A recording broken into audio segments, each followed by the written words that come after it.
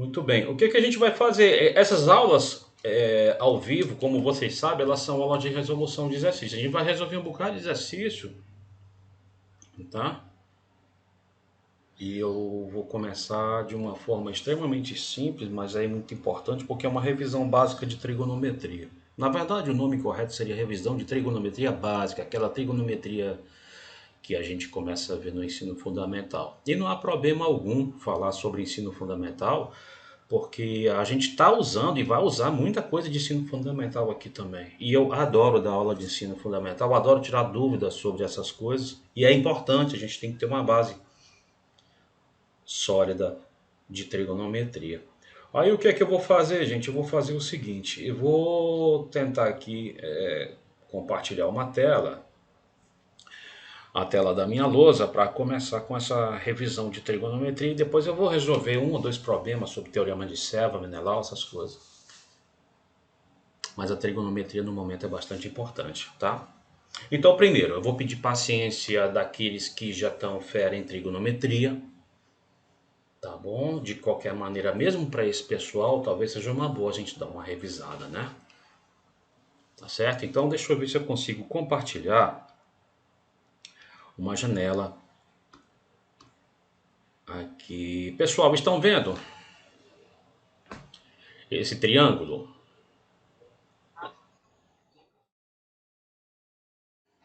Nós vamos fazer uma pequena revisão de trigonometria. Vamos aqui fazer de conta que ninguém sabe de trigonometria, o que evidentemente não é o caso, né? Nós começamos classicamente com triângulo retângulo, né? Um triângulo retângulo, aquele triângulo que possui um ângulo reto e, consequentemente, os outros dois são agudos. Eu vou chamar de A o comprimento da hipotenusa desse triângulo e de B e de C os comprimentos dos catetos. Reparem, o cateto B está oposto ao ângulo beta e ao mesmo tempo está adjacente ao ângulo alfa. O cateto C está oposto ao ângulo alfa e ao mesmo tempo está adjacente ao ângulo beta. Se por acaso vocês tiverem dúvida em alguma parte, é só vocês mandarem eu parar, tá? Eu repito, peço um pouco de paciência, tá? Isso vai parecer escolinha, mas é porque já já vai ficar um pouco mais pesado, mas a gente vai precisar dessa escolinha, tá? Então vamos dar uma olhada. É o seguinte, a gente define o seno de um ângulo num triângulo retângulo é, por definição, um quociente entre duas medidas. O quociente entre a medida do cateto oposto a esse ângulo e a hipotenusa. Nós definimos o cosseno de um ângulo,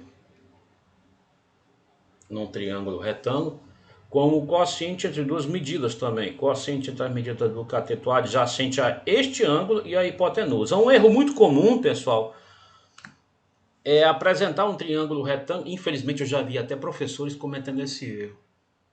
É um erro meio absurdo.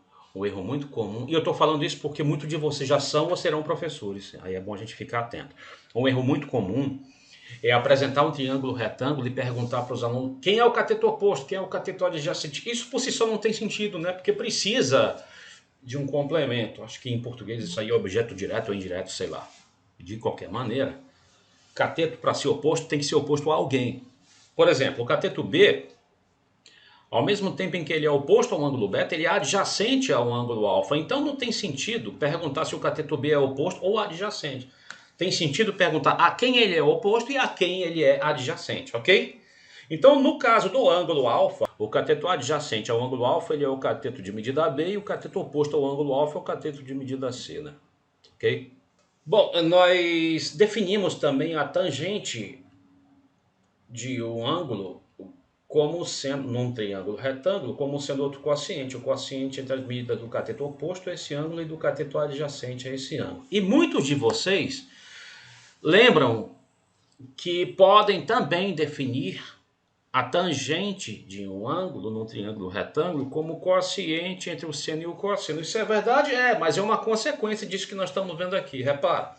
Porque se você, por exemplo, se você pega e divide o seno de alfa pelo cosseno de alfa, você está dividindo C sobre A por B sobre A, né? E aqui é uma das operações que é muito difícil alguém não se lembrar. Isso aqui você sabe que você multiplica a primeira fração pelo inverso da segunda, né? E isso aqui vai ficar C sobre B. Repara que é precisamente a tangente. Então a tangente também pode ser seno e cosseno simplesmente por isso. Porque se você dividir seno sobre cosseno, você encontra cateto oposto sobre cateto adjacente. Então você pode definir realmente a tangente das duas formas. Não há problema, tá? Acontece, porém, pessoal, que você aqui tem direito, na verdade quase uma obrigação de também saber expor quem são seno, cosseno e a tangente de beta. Uma das coisas importantes que nós temos aqui também é que a soma do alfa com o beta tem que ser 90. Ou seja, o alfa e o beta são ângulos complementares, né? O que são ângulos complementares? Ângulos cuja soma das medidas é 90. Muito bem. Aí, o seno do alfa, o seno do beta,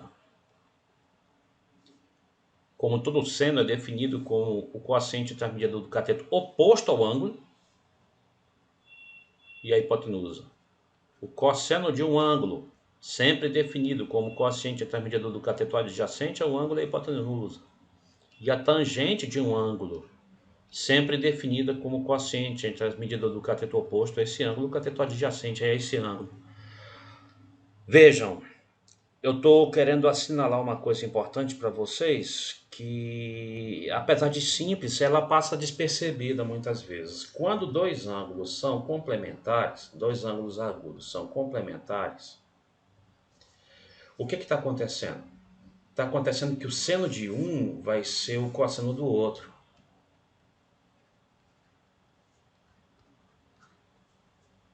E o que acontece entre as tangentes? A tangente de um é o inverso da tangente do outro.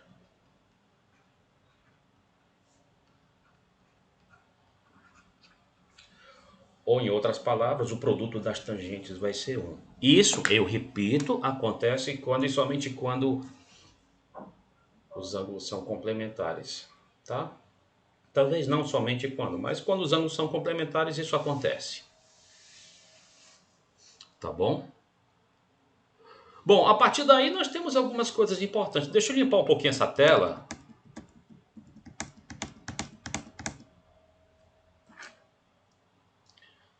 Eu repito, quando os ângulos são complementares, o seno de um vira o cosseno do outro e a tangente de um é o inverso da tangente do outro. Tá bom? Muito bem. Bom, todo mundo sabe que o teorema mais famoso do mundo concernente a triângulos retângulos é o teorema de Pitágoras. Neste caso específico, com essa notação que nós estamos usando, nós algebricamente podemos escrever isto aqui, né? Isso nós já provamos, inclusive, né? Provamos da maneira de Euclides, né? Agora, nós temos outra coisa interessante aqui, pessoal, que é o seguinte, ó. Repara, eu vou escolher um ângulo entre o alfa e o beta. Eu vou escolher o alfa. Eu quero trabalhar com isso aqui. E antes de mais nada, eu preciso dizer para vocês que isso daqui, que essas duas coisas são diferentes. Por quê, gente? Porque isso aqui é a notação que nós usamos para o quadrado do seno de alfa. Ok? E esta aqui é a notação que nós usamos para seno do quadrado de alfa. Então elas são coisas diferentes. Nós colocamos esse doisinho aqui justamente para expressar isso, para não confundirmos com esta coisa, cujos valores quase sempre são muito diferentes. É por isso que a gente põe esse doisinho aqui, tá? Por isso que a gente põe ali. Eu vou diminuir um pouquinho o tamanho desse negócio para a gente poder escrever mais aqui, tá? Seno ao quadrado,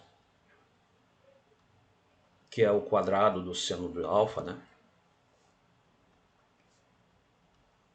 cosseno ao quadrado de alfa sempre vai dar 1, seja qual for esse ângulo agudo no triângulo retângulo. É claro que então isso vai acontecer com o beta também. Agora, por que que eu posso afirmar isso? Bom, eu estou afirmando. Como eu ainda vou provar, eu vou fazer de conta que eu não sei quanto é isso. Tá? Eu só vou colocar aqui um igual. Eu não sei, estou fazendo de conta que eu não sei quanto é que é esse negócio aí. Tá? Então vamos lá. O quadrado do seno do ângulo é o quadrado, neste caso aqui, ó, com a nossa notação, é o quadrado de C sobre A. O quadrado do cosseno é o quadrado de B sobre A, né? No caso do beta, essas coisas só trocam de lugar. Então, quem era seno quadrado de alfa mais cosseno quadrado desse mesmo alfa? Era isso aqui. Mas isso aqui é algo bem fácil. É uma outra coisa algébrica que vocês também, que não é, felizmente, a dúvida de vocês. O quadrado de uma fração, todo mundo aqui sabe que é o quadrado de cima sobre o quadrado de baixo. Então, nós temos isso aqui, ó. Agora eu vou continuar aqui mesmo, ó. Nós temos aqui uma soma de frações e uma soma bem simples de frações, porque os denominadores são iguais. Nós temos, portanto, o direito de repetir o denominador e somar normalmente os numeradores, B2 mais C2 ou C2 mais B2. Acontece, porém, que este troço aqui é precisamente A quadrado, né? Com a nossa notação. Segue, portanto, que isso aqui vai dar A quadrado sobre A quadrado, ou seja, vai dar 1. Mas quem é que era 1? Era isto aqui, que era isto aqui, que era isso aqui. Então, o quadrado do seno mais o quadrado do cosseno do mesmo ângulo é sempre igual a 1. Eu adianto para vocês que isso nós provamos por um ângulo agudo qualquer, mas pode ser provado por um ângulo obtuso qualquer, pode ser provado por um ângulo raso, pode ser provado por um ângulo nulo, ou seja, para qualquer ângulo, tá? Não apenas para ângulos agudos. Estou apenas exibindo aqui essa parte aqui para vocês entenderem de onde vem esta relação que todo mundo sabe que é chamada de relação fundamental da trigonometria, né? Todo mundo sabe que ela é chamada de relação fundamental da trigonometria. Ela tem uma certa, digamos, irmã, tá? Ela tem uma certa irmãzinha aqui que a gente vai colocar agora aqui para vocês, que vocês, alguns de vocês também já conhecem. Imaginem que eu quero fazer isto aqui, quadrado da tangente e somar com 1. Quem é a tangente de alfa aqui? C sobre B. Ela está aqui ao quadrado. Eu estou querendo somar isso aqui com 1. Então vamos lá. Isso aqui vai ser C2 sobre B2, né? E tirando MMC, isso aqui, como vocês vão ver, vai dar B2 mais C2 sobre B2. B2 mais C2 a gente sabe que é o A2, né? Então isso aqui dá A2 sobre B2. Que caso vocês queiram, embora não sejamos obrigados a fazê-lo, podem escrever assim. Então, quadrado da tangente mais 1 é o quadrado de A sobre B. Tá? Agora reparem. O quadrado de A sobre B, me desculpem, era bem aqui atrás que eu queria mostrar. O quadrado de A sobre B é o quadrado desse inverso aqui. A sobre B, ó, reparem que é o inverso do cosseno. Né? A sobre B é o inverso do cosseno. Né? Então, o que eu estou comparando é isso. Ó. Aqui é A sobre B, aqui é B sobre A. Então, A sobre B é o inverso do cosseno. Né? É isso que eu estou fazendo. Então, vamos lá. O que está escrito aqui é, portanto,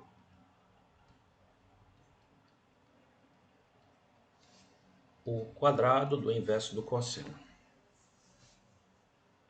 Isso você pode dizer que dá 1 sobre cosseno ao quadrado. Mas tem uma maneira mais elegante de representar esses inversos, pessoal. Nós temos definições também, definições auxiliares, que são assim. Nós definimos a secante de um ângulo. Ela é, por definição, o inverso do cosseno desse ângulo. Pessoal, em muitos livros vocês vão ver isso aqui, ó. Mesma coisa, tá? Nós definimos a cossecante de um ângulo como o inverso do seno desse ângulo. E definimos a cotangente de um ângulo como o inverso da tangente de um ângulo. Repetindo, secante é o inverso do cosseno, cossecante é o inverso do seno, cotangente é o inverso da tangente. Tá? Embora eu não ligue muito para esse negócio de nomenclatura, um exercício simples aqui seria tentar identificar aqui quem são as secantes desse ângulo alfa, a cossecante e a cotangente. Por exemplo, a secante de alfa é 1 sobre o cosseno de alfa. Então a secante de alfa vai ser A sobre B. A cossecante de alfa vai ser 1 sobre o seno. Então a cossecante de alfa vai ser A sobre C. E a cotangente de alfa aqui vai ser B sobre C. Em suma, o que nós demonstramos aqui embaixo foi o seguinte. Foi que se eu somar o quadrado da tangente, se eu somar o quadrado da tangente de um ângulo com 1, eu obtenho o quadrado da secante. Tá? Tem gente, deixa eu ajeitar isso aqui. Tem gente que acha por bem chamar isso também de relação fundamental da trigonometria. Tem problema? Não, não tem muito problema não, tá? Ela é muito associada com a outra, tá? Inclusive você consegue provar essa com o auxílio da outra e vice-versa. O que eu quero é que vocês não esqueçam dessa também. Tá? Eu só quero que vocês também não esqueçam dessa daqui. A trigonometria, ela é muitíssimo usada, claro, por nós. Tá? Talvez sem um pouco de trigonometria a gente não consiga passar nos vestibulares, mas né, pelo menos na maioria deles, né? Vocês provavelmente foram obrigados a ter um pequeno conhecimento de trigonometria para poder entrar na universidade. Agora, mesmo aqueles que não precisaram de nada de trigonometria para entrar na universidade, vão precisar dentro da universidade. E talvez tenham precisado, talvez tenham sofrido muito com isso no ensino médio. Eu vou dar um exemplo para vocês. Pelo menos eu sofri bastante quando eu encarei esse tipo de coisa aqui, que a gente chama de plano inclinado. Você tem um ângulo θ aqui, e aí você tem um bloco,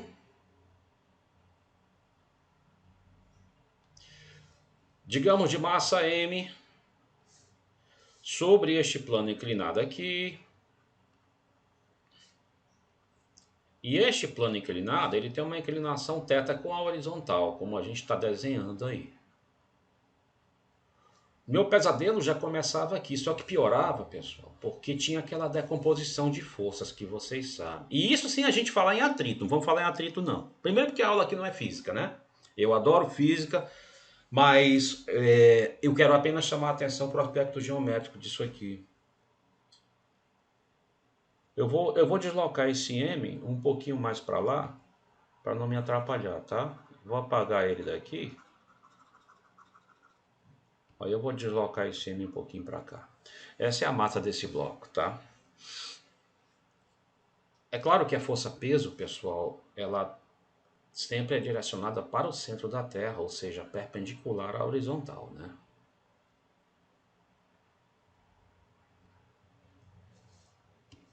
A força-peso, que por falar nisso é o produto da massa pela aceleração da gravidade, né? Beleza. Aí o que a gente tinha? A gente tinha aqui o seguinte, nós tínhamos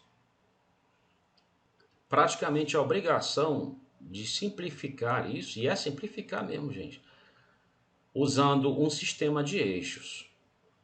Um eixo perpendicular ao plano inclinado, ao plano onde está o bloco. Perpendicular ao plano significa normal ao plano, são sinônimos, tá?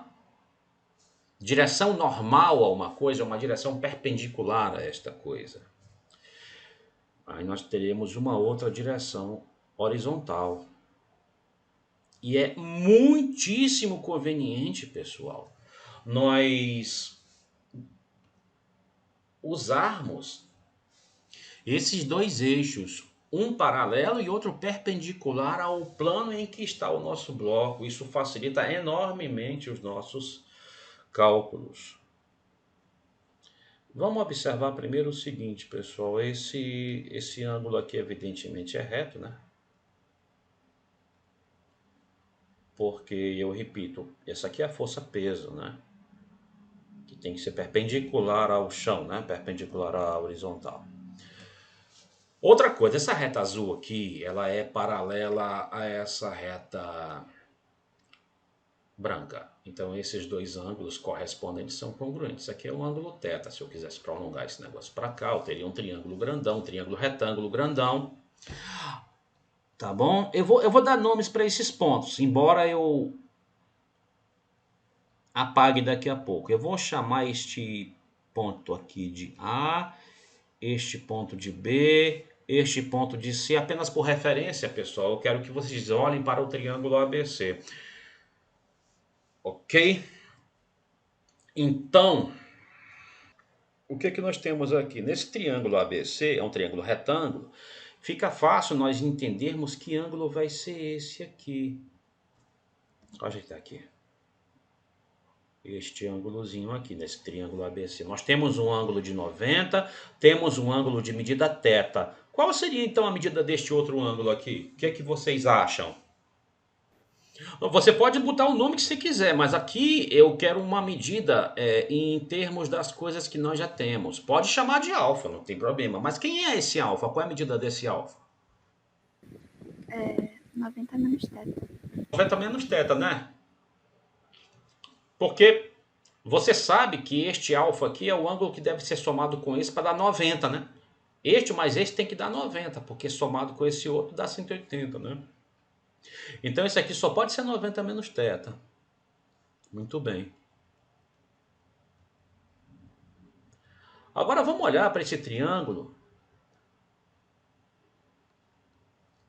BDC. Esse triângulo BDC é um triângulo retângulo, eu afirmo. Onde é que está o ângulo reto desse triângulo?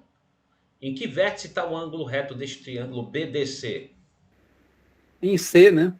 Lá no C, né? Simplesmente pelo fato de que essas duas retas azuis aí são perpendiculares, né? É só por causa disso, exatamente. Aí, nesse triângulo grandão que eu assinalei para vocês, BDC, vejam, você já tem um ângulo de 90 menos θ. Então fica fácil nós sabermos quem é este restante aqui. É aquele que, somado com esse, completará 90. Quem deverá ser este cara, portanto? θ. Isso deverá ser o θ. Então, quando você tem um plano inclinado, de inclinação θ com respeito à horizontal, este ângulo aqui, entre o peso e esta normal, vai ser o mesmo ângulo de inclinação θ que estava aqui, tá?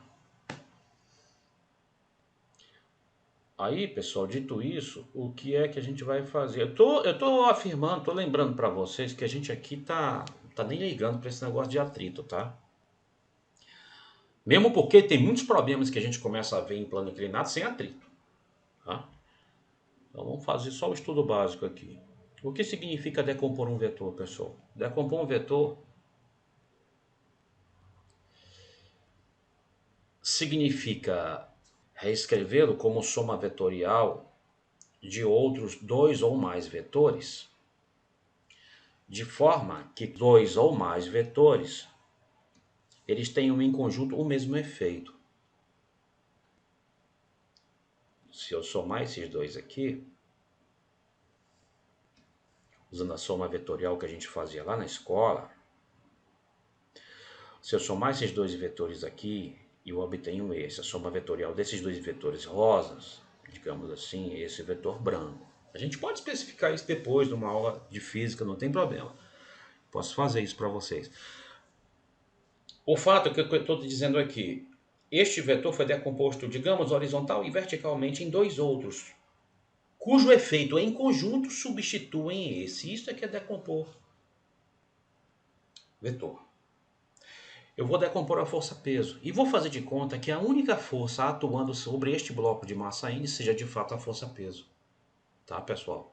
É isso que eu estou fazendo. Então, eu vou fazer o seguinte, olha o que é que eu vou fazer aqui. Eu vou decompor em uma direção normal, ok? E em uma direção, desculpem aqui o meu desenho, em uma direção paralela ao plano. Eu decompus esta força-peso nestas outras duas. Se eu decompus, isto significa que esta não mais deverá ser usada quando eu considero essas outras duas. Se eu considerar essas outras duas, esta não mais deverá ser usada. Por quê? Porque essas duas, em conjunto, significam esta branca. Tá?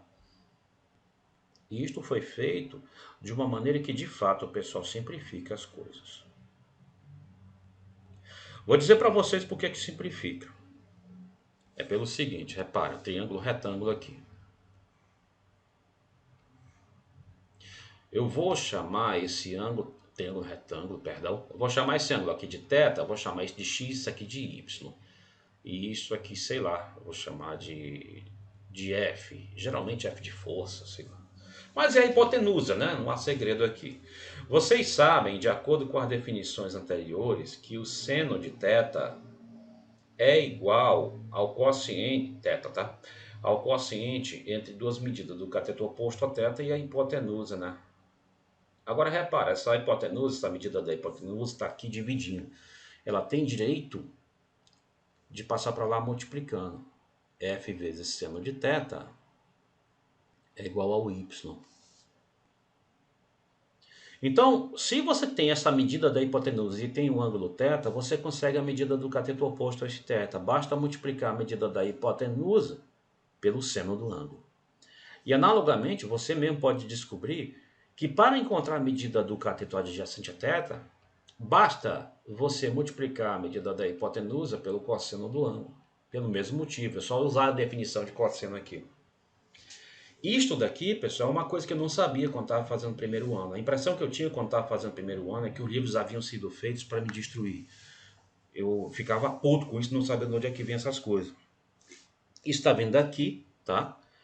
As projeções, digamos, oposta e adjacente, estão vindo desses fatos simples da definição. Então aqui a gente consegue, por exemplo, ver qual é a magnitude dessa força aqui.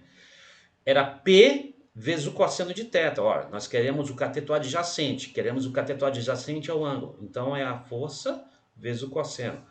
Então, vai ser P vezes o cosseno de θ. E esta aqui vai ser a força vezes o seno. Porque isto aqui, convenhamos, é igualzinho a esta medida oposta, né, ao θ, né? Então, isso aqui vai ser P vezes o seno do ângulo, né? P vezes, isso aqui está parecendo um quê? P vezes o seno do ângulo. Aí, a parte matemática acabou. A parte física vem agora só para simplificar mais ainda o que vai acontecer. Porque em física, vocês vão de lembrar que esta força aqui do bloco sobre o piso inclinado, ela tem uma contraforça, né? Tem uma lei de Newton que diz que a cada ação corresponde uma reação de igual direção, igual intensidade, porém sentido oposto. Então tem uma força ali, lá para cima, de mesmo tamanho que essa, tá? De mesmo tamanho que essa aqui, ou seja, mesma intensidade, digamos assim, mesma direção, só que sentido oposto, tá lá para cima, e ela se anula, evidentemente, né? Então a única força aqui, se você considerar que a única força atuante sobre este bloco é a força peso, desprezar atrito, resistência do ar, qualquer coisa, você na verdade estará considerando que a única força solicitadora de movimento aqui é esta. Tá bom? E aí você trabalha dessa forma. Mas eu não sabia identificar o ângulo θ, eu não sabia, quando fazia o primeiro ano, calcular as projeções adjacente e oposta. Então não tinha como eu resolver qualquer problema de plano inclinado. né?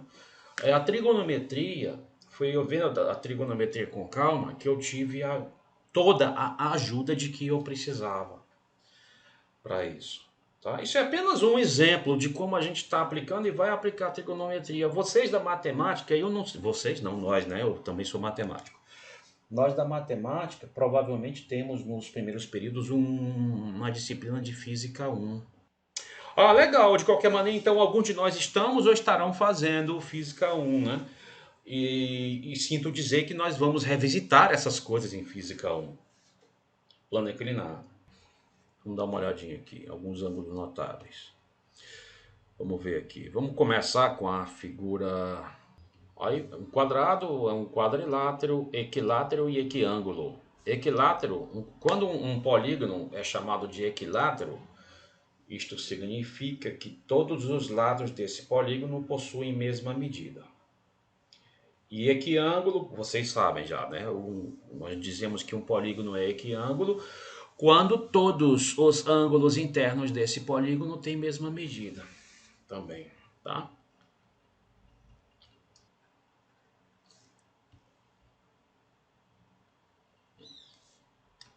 Eu vou chamar de, digamos, L, o lado do quadrado. Aí eu vou pegar uma diagonal. Uma diagonal em um polígono qualquer, um segmento que liga dois vértices não consecutivos desse polígono. Porque se eu ligar dois vértices consecutivos do polígono, eu não tenho uma diagonal, eu tenho um lado, né? Tá? Vamos dar nome, pessoal. Vamos dar nome para esses vértices aqui.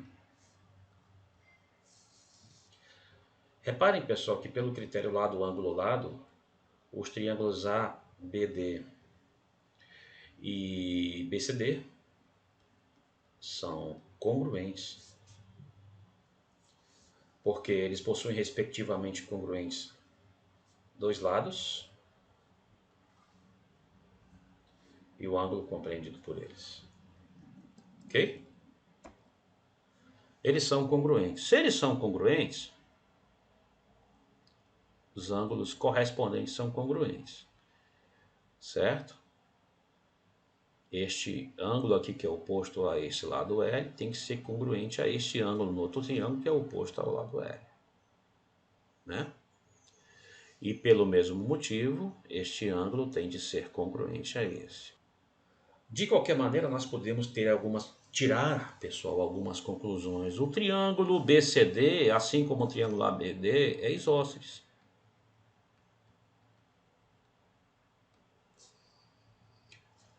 Ó, o triângulo BCD é isósceles, porque além de ser retângulo, é um triângulo retângulo isósceles, porque os dois catetos têm a mesma medida. Ora, se o triângulo retângulo é isósceles, se um triângulo é isósceles, os ângulos da base são congruentes. Nós havíamos visto isso. Então o alfa e o beta têm a mesma medida. Então eu vou chamar tudo de alfa, tá? Ora, se esse ângulo era 90, então cada um desses outros dois, ele foi dividido ao meio, cada um desses outros dois é 45, né? Então a diagonal de um quadrado divide em dois ângulos de 45. Aí eu tenho um triângulo retângulo, isósceles e tal. Muito bem, eu vou chamar de D essa diagonal, pessoal. Eu vou chamar de D essa diagonal do quadrado. E aí eu vou prosseguir fazendo aqui o seguinte. Isso aqui também tem no livro do Gelsinsky, que a gente está fazendo, mas tem na maioria do livro de geometria, tá? Não só no livro do Gelsinsky. Pitágoras, nesse triângulo BCD, poderia usar até no outro também. O quadrado da hipotenusa é o quadrado de um cateto mais o quadrado do outro cateto. Ora, se o quadrado de D é 2L2, então D vai ser a raiz de 2L2, que é a raiz de 2 vezes a raiz de L2. Então D vai ser L raiz de 2. Em particular, a diagonal de um quadrado de lado L tem medida L raiz de 2. Quem é o seno de 45 graus? Seno de 45 graus, como o seno de qualquer ângulo em um triângulo retângulo, é o cossino entre as medidas do cateto oposto a esse ângulo, o cateto oposto a 45, e a hipotenusa, que é o D, L raiz de 2. Simplificando, isso dá 1 sobre raiz de 2. Pode deixar assim? Pode. Mas a maioria das pessoas racionaliza. É obrigatório? Não. mas a maioria das pessoas racionaliza e é por isso que nós obtemos aqui raiz de 2 sobre 2. O cosseno de 45 graus é o quociente entre as medidas do cateto adjacente a 45 e da hipotenusa, que é L raiz de 2. Ou seja, esse mesmo quociente que estava aqui, que nós já sabemos, então, ser raiz de 2 sobre 2. Antes de vermos quem é a tangente de 45 graus, talvez seja interessante apenas observar aqui o quadrado do seno de 45 graus, mais o quadrado do cosseno de 45 graus, vai ser o quadrado de raiz de 2 sobre 2 mais o quadrado de raiz de 2 sobre 2.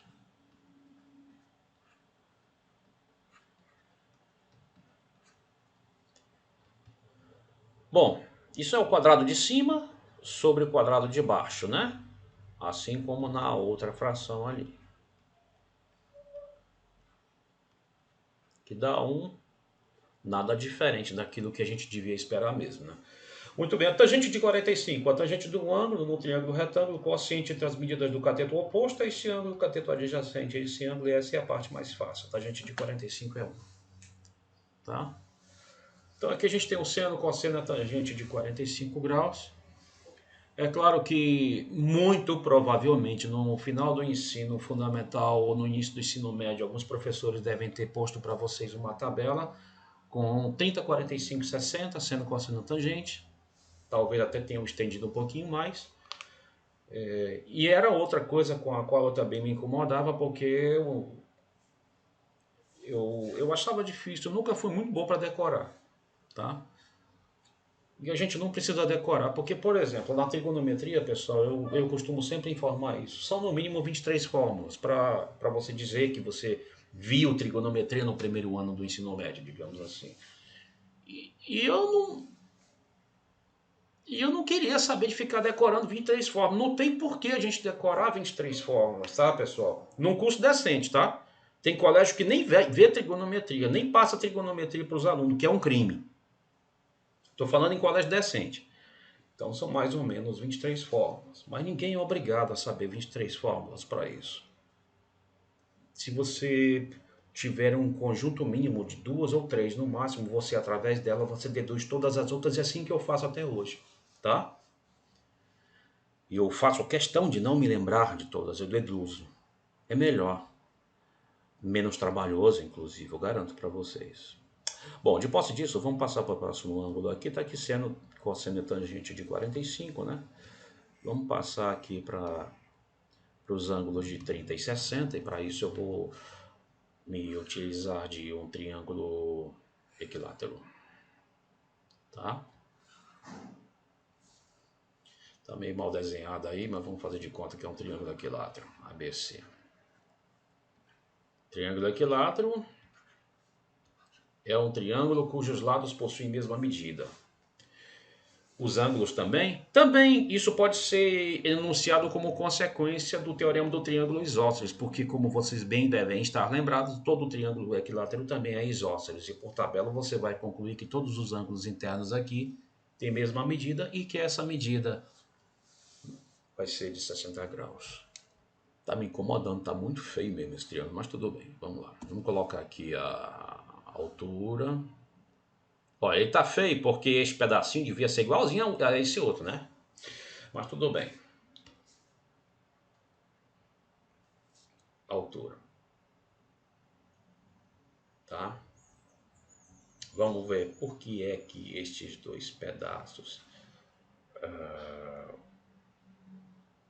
deverão ser iguais. Sabe por quê, pessoal? Olha só. Eu vou chamar de P este pontinho aqui, o pé dessa altura. Olha o triângulo APB, e depois olha o triângulo APC. Esses dois triângulos, pessoal, são congruentes. Sabe por quê? Critério especial de congruência de triângulos retângulos. Quando dois triângulos retângulos, isso também nós já enunciamos em aula anterior, quando dois triângulos retângulos possuem respectivamente congruentes um cateto e a hipotenusa, então esses dois triângulos são congruentes. Eu repito, quando dois triângulos retângulos possuem respectivamente congruentes um cateto e a hipotenusa, então esses dois triângulos são congruentes. Outra maneira de você verificar isso é usar Pitágoras nesses dois triângulos para concluir que este cara, de fato, tem a mesma medida que este. Ora, se esses dois têm a mesma medida e a soma deles é L, é porque cada medida é L sobre 2, embora aqui eu repita, o desenho não faça isso parecer, né? De qualquer maneira, nós temos aqui o seguinte. Pitágoras no triângulo, digamos, da esquerda. O quadrado da hipotenusa é igual ao quadrado de um cateto mais o quadrado do outro cateto. Então, isso aqui vai nos dar L2 sobre 4, né? Isso aqui nós vamos ter L2 menos L2 sobre 4 igual a H2. Então, esse H2, deixa eu ajeitar esse H2 que está aqui. Então, esse H2 vai ser... Tirando MMC, pessoal, você vai ver que isso aqui vai lhe dar 3L2 sobre 4, né? Vamos supor que eu não quero o H2, eu quero o H. É claro que para obter o H basta que eu extraia a raiz quadrada nos dois membros dessa igualdade. Então, este H vai ser a raiz do que está aqui. Raiz de 3L2 é raiz de 3 vezes raiz de L2. Raiz de 4 é 2. Em particular, pessoal, a gente conclui que a altura de um triângulo equilátero de lado L é L raiz de 3 sobre 2, né? Vamos ver o que mais a gente pode deduzir. Nós havíamos afirmado que os ângulos internos de um triângulo equilátero eram ângulos de 60 graus. E quanto a esses dois aqui? Bom, eu sei que a soma desses dois é 60, mas eu sei também que eles têm a mesma medida, porque esses dois triângulos retângulos, o da esquerda ou da direita, como nós já observamos, são congruentes. Então esses dois têm a mesma medida. Como eles têm a mesma medida e a soma é 60, é porque cada um deles tem medida 30.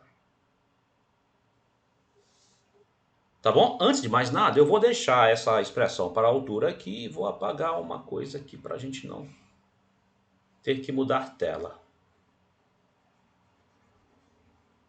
Vou escrever aqui em cima. Isso aqui, eu repito, vai ficar gravado, né, essa aula.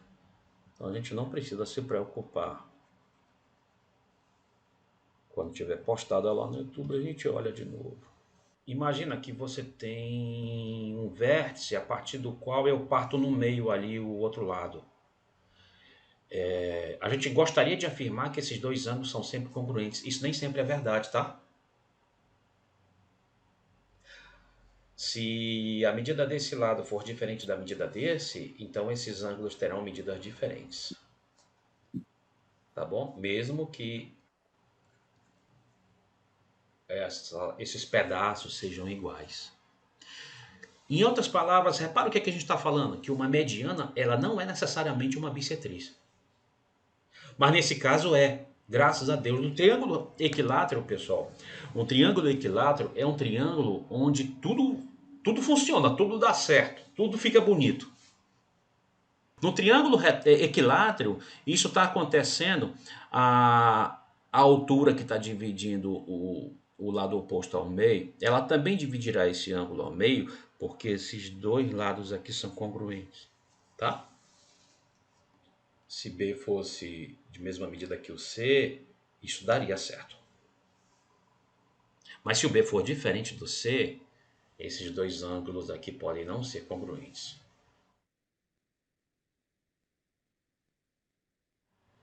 Então, no triângulo equilátero, é um triângulo que, graças a Deus, tudo funciona. Vamos prosseguir, vamos verificar quem seria o seno do ângulo de, digamos, 60 graus, tá, gente? Seno de qualquer ângulo, pessoal, como vocês sabem, é o quociente das medidas do cateto oposto a esse ângulo. Vamos olhar aqui, pessoal, para esse triângulo AB, esse triângulo retângulo ABP. Quem é o cateto oposto a 60 nesse triângulo ABP aqui? H. É esse H, né? Cuja medida é muito bem, é esse H, cuja medida é o L raiz de 3 sobre 2. Então, é a medida do cateto oposto a 60 sobre a medida da hipotenusa. A hipotenusa evidentemente é E. Agora, olha uma coisa importante. Se você tiver dificuldade de dividir fração por número, lembra que número também é fração. Transforma em duas frações, tá? Repete a primeira, multiplica pelo inverso da segunda. Você vai obter raiz de 3 sobre 2, tá? E o cosseno de 60, pessoal. O cosseno de 60 vai ser assim. O cosseno desse ângulo. O cateto adjacente a esse ângulo, né? Sobre hipotenusa, que novamente eu vou fazer dessa forma. Isso vai dar o quê? Vai dar o meio. E a tangente de 60, que você sabe que você pode obter mediante cateto oposto sobre adjacente ou seno sobre cosseno. Eu vou fazer seno sobre cosseno. Tangente de 60 graus fica raiz de 3 sobre 2 dividido por 1 meio. Vai dar raiz de 3 simplesmente. Agora a gente pode ficar com um pouco de preguiça para encontrar o de 30, mas não precisa, porque, repara, 30 e 60 são ângulos complementares. E quando dois ângulos são complementares, você sabe que o seno de um ângulo é o cosseno do outro. Então isso aqui é o cosseno de 30. E isso aqui é o seno de 30. E a tangente de 30? É o inverso da tangente de 60, né? Quando dois ângulos são complementares, suas tangentes são uma inversa da outra. Então a tangente de 30 é 1 sobre raiz de 3, que racionalizado fica raiz de 3 sobre 3. E eu repito que nós não somos obrigados a racionalizar. Tá? Mas eu só ponho assim, racionalizado, porque é a maneira como aparece na grande maioria dos livros. Apenas por isso, tá, pessoal? Só por isso aí. Então a gente tem aí seno, cosseno, tangente de 30, 45, 60. Só que por tabela você pode observar que você também já tem cotangente, secante e cossecante de 30, 45 e 60. Porque, por exemplo, quem seria a secante de 60 graus? É o inverso do cosseno de 60. Então vamos fazer... Deixa eu virar para cá um pouquinho. Pronto, aqui. Então quem é a secante de 60 graus? É o inverso do cosseno de 60. Aí o cosseno de 60 era 1 meio. Então a secante de 60 é 2. E assim por diante. A gente não precisa montar uma tabela para isso, porque primeiro que quando você monta uma tabela e você faz isso de maneira muito rápida, você é arriscado até a errar, né, alguma coisa. E depois, porque as tabelas já tem prontas aí, em tudo que é canto, internet. E por último, e mais importante, que você tranquilamente deduz na hora que for necessário. Você não precisa tentar enfiar isso na cabeça que fique lá gravado. Não precisa. Tá? Você pode deduzir depois na hora que você quiser. Por exemplo, eu sei como calcular o seno, o cosseno e a tangente de 36 graus e de 72 graus. E isso eu vou depois até mostrar para vocês, ou pelo menos indicar uma aula onde eu ponho isso. Como eu sei como calcular, eu não estou nem preocupado em saber quanto é. Eu não sei quanto é, mas eu sei como calcular. Então na hora que eu precisar eu vou lá e faço. Entendeu? É a melhor coisa para você não, digamos... Ainda mais na minha idade, não ser obrigado a armazenar coisa demais na memória. Em matemática isso ajuda imensamente. Poder deduzir, em vez de ficar se preocupando em ter uma lista enorme de coisas para lembrar. Ainda mais em trigonometria. Tá? Vamos mostrar alguns resultados, pessoal, importantíssimos para vocês. São resultados pertinentes ao ensino fundamental também. Mas são ferramentas que nós vamos usar aí muito. Nós vamos usar muito. Vamos considerar um triângulo qualquer, tá? Não precisa ser retângulo, acutângulo, obtusângulo, escaleno. Um triângulo qualquer. Eu vou chamar de A, B e C as medidas dos lados desse triângulo. E vou chamar de θ este ângulo aqui entre os lados B e C. Eu vou traçar a altura relativa ao lado de medida C. Eu vou chamar de H. Reparem que neste caso específico, essa altura está dividindo de fato esta base em dois pedaços desiguais, simplesmente por causa daquilo que eu falei, porque esses dois lados são desiguais. Tá? Bom, esse é um triângulo qualquer. E quando a gente quer mostrar fatos gerais em matemática, a gente começa com um fato geral, começa com uma disposição geral que representa toda e qualquer possibilidade. Este pedaço aqui e este pedaço são os dois pedaços que somados totalizam C. Se esse pedaço maior eu chamar de x, é claro que o outro vai ser quanto? Se eu chamar esse aqui de x, o outro vai ser quanto? C menos X. C menos X. Né? Vai ser esse C menos X aqui. Bom, uma coisa que todo mundo está sabendo aqui, que está percebendo na hora, é que esse triângulo aqui, que era um triângulo genérico, esse triângulo branco, foi dividido em dois triângulos retângulos, né? Dois triângulos retângulos desiguais, mas dois triângulos retângulos, né? Tá? Vamos trabalhar com os dois triângulos retângulos, usando Pitágoras nos dois. Vamos ver se da esquerda aqui. O quadrado da hipotenusa é igual ao quadrado de um cateto mais o quadrado do outro cateto. Mais o quadrado do outro cateto aqui. Ok. Vamos lá.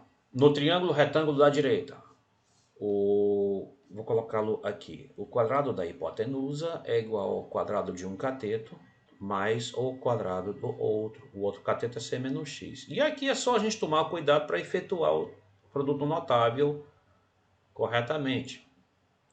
C2 menos 2CX mais X2. Acontece, porém, pessoal, que na hora que eu quiser somar este cara com este, quem eu deverei obter? O que vocês acham? H2 com X2? B ao quadrado. Exatamente. B ao quadrado, este cara que estava aqui. Então, onde tem esses dois, eu posso substituir por B2. Vamos reescrever o que eu encontrei aqui. Eu encontrei o seguinte, ó, A2, quem eu acabei achando que ele era? B2 mais C2, menos 2C vezes X. Agora vamos olhar para esse X. Nesse triângulo retângulo da esquerda, nós temos o ângulo θ, temos a hipotenusa. Quem seria o X? Como nós mencionamos da trigonometria básica, este x, que é a medida do cateto adjacente, pode ser encontrado simplesmente multiplicando-se a hipotenusa pelo cosseno do ângulo, né? Então é isso que eu vou fazer. A2 igual a B2 mais C2 menos 2 vezes B cosseno θ vezes C, ou seja, 2 vezes B vezes C vezes cosseno θ. E era aqui que eu queria chegar, nessa relação, que é chamada de lei dos cossenos. O enunciado dela é complicado. O quadrado de um lado num triângulo é a soma dos quadrados dos outros dois, menos o dobro do produto desses lados pelo cosseno do ângulo entre eles. Precisa lembrar desse enunciado? Não. Algebricamente fica mais fácil, né? A2 igual a B2 mais C2 menos 2BC vezes o cosseno desse ângulo, desses dois caras aqui, né? Esse sinal de menos, pessoal, felizmente sempre existe. Não existe em casos particulares onde muda de sinal, graças a Deus. Tá? Em particular, o que eu quero dizer com isso é que se você, por acaso, quiser também tratar de um triângulo obtusângulo, ao contrário desse, que era um triângulo acutângulo, não há problema nenhum. Para um triângulo obtusângulo, vale a mesma coisa, tá? Vale a mesma coisa. Se isso aqui for A, isso aqui for B, isso aqui for C, isso aqui for o ângulo θ, que nesse caso agora é obtuso, o mesmo sinal de menos vai aparecer. Então, graças a Deus, essa fórmula é a mesma para tudo que é triângulo. Quando o ângulo θ for agudo, quando for obtuso e quando for reto também. Repara, quando for reto, se o θ for um ângulo reto, o que você tem aqui? Quem é o cosseno de θ? Vai ser o cosseno de 90. Vocês lembram, pessoal? Alguém lembra aí, lá do primeiro ano do ensino médio, quem era o cosseno de 90? Zero. Era zero. E aí, se você lembrar que o cosseno de 90 for zero, então na hora que o θ for 90 graus, isto daqui vai se reduzir a 2 igual a B2 mais C2. Ou seja, se esse ângulo θ for 90, o que você vai ter é ABC, um triângulo retângulo, e por isso que você vai restituir o teorema de Pitágoras aqui, tá? Essa chamada, eu repito, lei dos cossenos, usada muito não apenas na matemática, mas na física também. Você já deve ter usado isso, muitos de vocês já devem ter feito ou estão fazendo ou farão álgebra linear 1. Lei dos cossenos. Vocês vão usar isso, ou já usaram, ou estão usando, tá? Ou vão usar em Física 1, se estiverem encarando. Tá bom? Isso é muito comum. A lei dos cossenos serve em particular para você fazer muitos cálculos na engenharia também. Bom, mas aqui a gente vai usar demais para calcular medidas em triângulos, tá, pessoal? A gente vai usar demais. Vamos tentar usar aqui a notação comum que eu estava mencionando para vocês. É usar letras latinas maiúsculas para vértices, letras gregas minúsculas para ângulos, letras... Esse gama ficou horrível. Deixa eu ver aqui. Letras latinas minúsculas para comprimentos. E seguir aqui aquele padrão, e se este tivesse é B, comprimento desse lado eu vou chamar de Bzinho, é um bom padrão apenas para que nós evitemos confusões. Quem é a área do triângulo? De qualquer triângulo? Isso vocês sabem, isso aqui não tem ninguém aqui, felizmente, que tenha essa dúvida. Nós sabemos. A área de qualquer triângulo é o produto da base pela altura e a gente divide isso por 2, né? Por exemplo, considerando A como base, eu deveria, então, apenas tomar a altura relativa à base A, né? E declarar, portanto, que isso aqui vai ser o produto de A pela altura relativa à base A e dividir por 2. Né? Isso aí é a área do triângulo. Agora vamos olhar para esse HA. Nesse triângulo retângulo da esquerda, nós temos a hipotenusa, temos um ângulo e temos, digamos aqui, o interesse de saber a medida do cateto oposto a esse ângulo. Nós sabemos, pessoal, que para encontrar o cateto oposto a um ângulo, tendo a medida desse ângulo a hipotenusa, basta multiplicar a medida da hipotenusa pelo seno desse ângulo. Aí, de novo, a trigonometria ajudando a gente imensamente aí. Então, nós podemos aqui reescrever a área do triângulo como A vezes HA, que é C seno beta, sobre 2. Uma maneira esquisita, porém, tão válida quanto, para se encontrar a área do triângulo. Basta 2 dos lados e o seno do ângulo entre eles, ó. Também se encontra. Desde que, é claro, você já tivesse esse ângulo, né? Se não tiver, essa fórmula não ajuda, né? Mas também, se não tiver a altura, essa fórmula também não ajuda, essa outra. Bom, mas não é exatamente isso que eu quero exemplificar para vocês. Essa mesma área, ela pode também ser expressa de outra forma. Se você considerar o B como base, você tem que tratar da altura com respeito à base B, que, digamos, seria essa aqui. Né? Aí, é claro, essa área desse triângulo, que tem que ser a mesma, claro, ela deverá ser base B vezes a altura HB sobre 2, né? Tá? Base vezes a altura sobre 2. Agora vamos considerar esse triângulo retângulo aqui, que tem hipotenusa AA, um dos catetos é esse aqui e o outro cateto é o HB. Repara que este cateto é oposto a este ângulo nesse triângulo retângulo.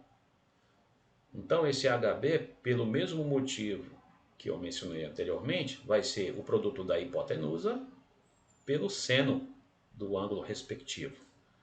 Então, nada mais natural, portanto, que reescrever isso como B vezes A, ou A vezes B, vezes seno de gama, sobre 2. Novamente, a área é a metade de quem? A metade do produto de 2 lados pelo seno do ângulo entre eles. Sempre, né? E por preguiça não vou fazer a outra, quando eu considerar C como base. Se eu considerar C como base, por analogia com esses 2 casos já anteriormente obtidos, você sabe que aqui nós vamos encontrar... Bom, aqui, olha, aqui foi A vezes C vezes seno de beta. Aqui vai ser A vezes B vezes seno de gama. E aqui seria quem, pessoal? Repara, sempre o produto de dois lados pelo seno do ângulo entre eles. Quem vocês acham que falta? BC. BC, e aí seno de quem? Falta um ângulo, qual é ele? Alfa. É porque, ó, eu já usei o beta, já usei o gama, só falta usar o alfa, né? Essa mesma área, portanto, pode ser expressa de três formas. Na verdade, é apenas uma. O produto de dois lados pelo seno do ângulo entre eles. Dá sempre a mesma coisa, né? Pessoal, só por curiosidade, não vou provar isso agora, vai ter o momento certo de provar que esta outra altura, com respeito ao lado C, ela encontra as outras duas em um mesmo ponto. As três alturas de um triângulo se encontram num ponto importante, chamado ortocentro. Foi um daqueles pontos que o Harvey falou, tá? Isso eu não vou provar agora não, a gente nem precisa disso agora, tá? A gente vai fazer isso em momento oportuno, daqui a algumas poucas aulas, não agora, tá? Bom, resumindo, o que é que nós temos? Quando duas coisas são iguais a uma terceira, elas são iguais entre si. Por um motivo análogo, essas três coisas, e portanto, elas são iguais entre si. Então, vamos ajeitar isso aqui. BC vezes... Vamos dar uma organizada. Só vou organizar agora, não estou mais deduzindo nada, só estou organizando. BC vezes seno de alfa. Isso é a área. A mesma área também pode ser escrita como AC vezes seno de beta, sobre 2, perdão. AC vezes seno de beta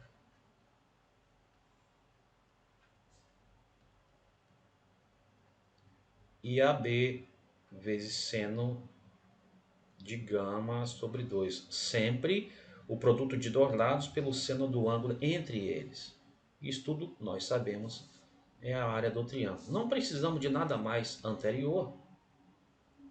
Temos esta relação que é válida em qualquer triângulo. Só que ela pode ficar um pouquinho mais elegante. Poderíamos parar por aqui nela, tá? Mas ela pode ficar melhor, mais fácil de ser... Podemos falar em decorar em matemática, embora eu odeie essa palavra. Decorar em matemática não é a melhor maneira de aprender matemática. Mas podemos decorar algumas fórmulas sem problema nenhum. Só que eu não gosto de decorar nesse formato. Tem um formato mais simétrico, mais legal de decorar. Por exemplo, repara, todas essas coisas são iguais, tudo é igual a S. Vamos multiplicar todo mundo por 2. Se eu multiplicar todo mundo por 2, é claro que a igualdade continua. Não continuaria se eu multiplicar só uma parte dessas coisas por 2 e outra não, claro, né? Bom, multiplicando isso tudo por 2, eu teria BC vezes seno de alfa igual a AC vezes seno de beta igual a AB vezes seno de gama. Tudo isso igual a 2S, né? Tá? Vamos supor que eu ainda não estou contente com o formato que está. Poderia parar aqui? Poderia parar aqui, poderia parar lá em cima. Vamos dividir todo mundo pela mesma coisa. Se eu dividir todo mundo aqui pela mesma coisa, eu não estou fazendo, digamos, tipo uma palhaçada aqui para fazer ficar pior. Estou querendo fazer ficar num formato mais simétrico, um formato mais fácil de lembrar. Então tem um motivo. Se eu dividir todo mundo pela mesma coisa, é claro que as igualdades permanecerão. Vou dividir todo mundo por ABC. Então, se eu dividir por ABC aqui, para que as igualdades persistam, é claro que eu serei obrigado a dividir todo mundo por ABC também. E isso aqui me traz algo legal, pessoal, porque aqui você vai ter algumas simplificações bacanas que vão permitir que você possa escrever assim, ó, seno de alfa sobre A igual a seno de beta sobre B igual a seno de gama sobre C igual a 2S sobre ABC. Quem é S? Eu repito, é a área do triângulo, ABC são os lados. Sem precisar retornar ao desenho que ficou lá em cima, se A, B e C são os vértices, na verdade eu não precisava dos vértices, precisava dos ângulos e dos comprimentos. Ele está dizendo que se você dividir o seno de um ângulo pelo comprimento do lado oposto a esse ângulo, dá sempre a mesma coisa. E todas essas coisas vão dar isso aqui. Tá? E posteriormente eu ainda vou provar para vocês que isso vai dar 1 sobre 2R. Quem é esse R aqui? Esse R é o raio desse círculo que passa por esses 3 pontos. É chamado circunraio. Mas isso aqui não vem agora. Vamos fazer de conta que a gente não sabe disso. Tá? Essa expressão aqui é chamada de lei dos senos. Tá? Lembrem-se, fica fácil você... É fácil até deduzir, mas fica fácil também você sentir essa lei, porque é só dividir o seno de cada ângulo pelo comprimento do lado oposto. Esse teorema, que é realmente o teorema, a lei dos senos, ele afirma que a divisão do seno de um ângulo pelo comprimento do lado oposto é sempre constante, é sempre a mesma coisa. Não importa que ângulo você pegue, triângulo interno você pega nesse triângulo retângulo. É outra lei, deixa eu colocar o nome dela, né? Importantíssimo. Pessoal, é outra lei importantíssima, tá? Lei dos senos. E aí eu estou chamando a atenção de vocês para isso, pessoal, porque vocês devem, a partir deste momento, procurar exercícios que exijam a aplicabilidade de seno, de lei dos senos, lei dos cossenos também. A gente vai usar exaustivamente isso como ferramenta na resolução de problemas. Tá bom? Então o que nós vamos fazer agora vai ser deixar por isso aqui, a nossa aula já está suficiente. Essas 2 leis são leis importantíssimas que já valeu a pena nós termos conseguido mostrar. Tá bom? E eu peço para que vocês, a partir de agora, deem uma treinada nisso. Peço também, pessoal, para que vocês não esqueçam de continuar treinando as coisas anteriores. Né? A aula imediatamente anterior, né? Por exemplo, teorema de Seva, Menelau, harmonicidade, divisão áurea também, tudo isso vai ser revisitado. Então, não podemos nos dar o direito de deixar de ver essas coisas, de deixar de resolver exercícios.